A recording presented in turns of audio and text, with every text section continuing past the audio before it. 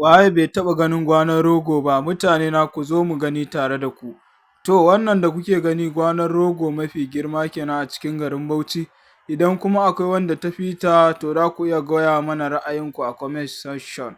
Wannan da kuke gani gwanon rogo ne. Ita fa wannan gwanon rogo ba a shuka wani abu, zalla rogo ne. Ga ta nan dai kuna gani an shuka ta iri da iri, ga ta nan rogo ne zallanta a nan wajen. To sai dai mutanen Bauchi suna cewa wannan rogon ko mai gari ne ko dai marar gari ne. Kun ganta nan, ga ta nan rogo kuna gani dai nan gwana ce ta rogo. Idan akwai gonar da tafi wannan a cikin garin Bauchi ku gaya mana, in kuma kun gane nan wani waje ne, nan ma ku gaya mana a comment section. Ga ta nan dai rogo, masha Allah, rogo dai da kuke gani ga ta nan alhamdulillah a cikin garin Bauchi. Ni ne naku Muhammad M Shanwaka. Idan akwai wata gwanon rogo da kuke so a je ita ma a nuna muku yadda take sai ku gaya mana a comment section. Kuna gani wannan rogon da ta gari kuwa yadda ake bukata, ga ta nan dai alhamdulillah.